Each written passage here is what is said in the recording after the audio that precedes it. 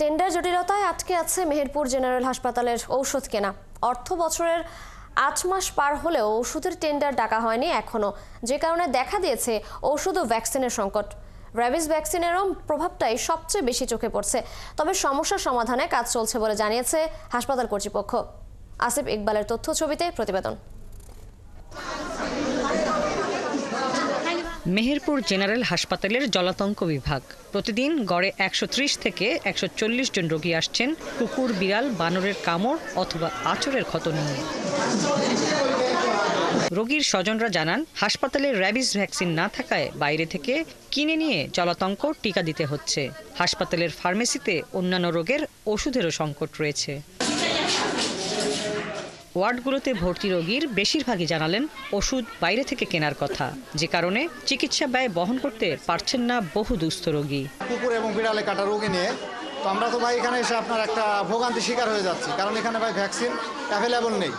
৪-৫ হাজার তো খরচ হবে, এইভাবে চলছি। আজকেও ৭০০-৮০০ টাকার ওষুধ নিয়ে আসলাম, এই স্যালাইন কিনলাম, এগুলো কিনে নিয়ে আসলাম।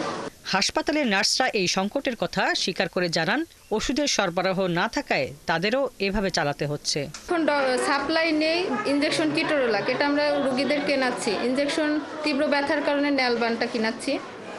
কটসন যেটা শ্বাসকষ্টের জন্য খুবই দরকার আমাদের রোগীদের, এটা আমরা কিনাচ্ছি। রোগীরা আসছে, আমরা বলছি যে একটা ভ্যাকসিন কেনেন আপনারা ৪ জন মিলি কিনলে একটা ভ্যাকসিন ৪ জনকে দেওয়া হয়। ভ্যাকসিনের স্বল্পতার কথা স্বীকার করে হাসপাতাল কর্তৃপক্ষ বলছে, টেন্ডার প্রক্রিয়ার কাজ চলমান রয়েছে।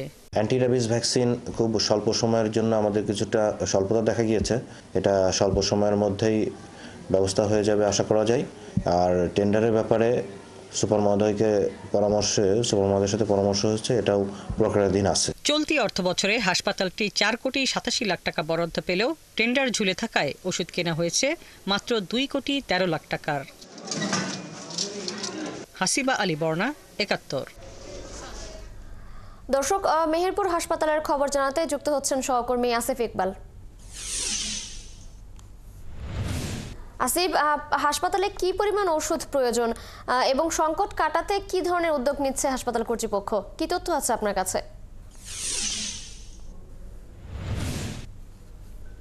আমি রয়েছি মেহেরপুর জেনারেল 250 বিশিষ্ট জেনারেল হাসপাতালে। আপনি জানেন, চলতি অর্থ বছরে 4,13 লক্ষ টাকার ওষুধ ক্রয়ের বরাদ্দ থাকলেও হাসপাতাল কর্তৃপক্ষ 2,13 লক্ষ টাকার ওষুধ ক্রয় করেছে। বাকি ওষুধ কিন্তু টেন্ডার জটিলতার কারণে ক্রয় করতে পারেনি। এই বিষয়ে আমরা হাসপাতাল কর্তৃপক্ষের সাথে কথা বলছি। তারা যে বিষয়টি বলছে যে টেন্ডার প্রক্রিয়ার যে জটিলতা, এটা খুব শীঘ্রই নিরসন হবে এবং এই নিরসনের পরে কিন্তু বাকি ওষুধ তারা ক্রয় করতে পারবেন। আমরা রোগীর স্বজন, আপনি জানেন, বিভিন্ন ওয়ার্ডে খোঁজ নিয়েছি। রোগীর স্বজন এবং রোগীরা যে বিষয়টি বলছে, বিশেষ করে যে হলো জলাতঙ্ক বিভাগ, সেই বিভাগে গিয়েছি। প্রতিদিন ১৪০ থেকে ১৫০ জন রোগী কিন্তু বিভিন্ন পশু পাখি দ্বারা আক্রান্ত হয়ে কিন্তু এই হাসপাতাল সেবা নিতে আসছে। তারা এসে কিন্তু যে চিকিৎসার মূল উপাদান, যেটা হচ্ছে র্যাবিস ভ্যাকসিন, এই ভ্যাকসিন কিন্তু তারা পাচ্ছে না। তাদেরকে বাইরে থেকে ক্রয় করতে বলা হচ্ছে এবং তারা কিন্তু এই বাইরে থেকে ক্রয় করে এনে এই ভ্যাকসিন দিচ্ছে, যার কারণে কিন্তু রোগীর স্বজন এবং হাসপাতাল যে কর্তৃপক্ষ এবং সেবিকা রয়েছে তাদের সঙ্গে কিন্তু নিয়মিত বিতরণ হচ্ছে। পাশাপাশি অন্য ওয়ার্ডেও খোঁজ নিয়েছি। তারা বলছেন যে আগে যে ওষুধ ক্রয় করতে হতো সেই ছাড়া অনেক বেশি পরিমাণ ওষুধ তাদের ক্রয় করতে হচ্ছে। তাদের যে ব্যয়, সেই চিকিৎসা সেবার ব্যয় তাদের কিন্তু বৃদ্ধি পেয়েছে। আরো যে বহির্বিভাগের যে রোগী, তাদের সঙ্গে কথা বলছে, তারাও যে বিষয়টি বলছে, আগে যে বিভিন্ন কয়েক রকমের ওষুধ পাচ্ছেন, তারা কিন্তু এখন পাচ্ছেন না, যার কারণে কিন্তু এই চিকিৎসা সেবা নিতে আসে কিন্তু রোগীরা কিন্তু হিমশিম খেতে হচ্ছে। তিশা,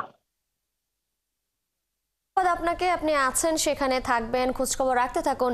নিশ্চয়ই পরবর্তী সংবাদে আমরা আবারও আপনার কাছে আসবো।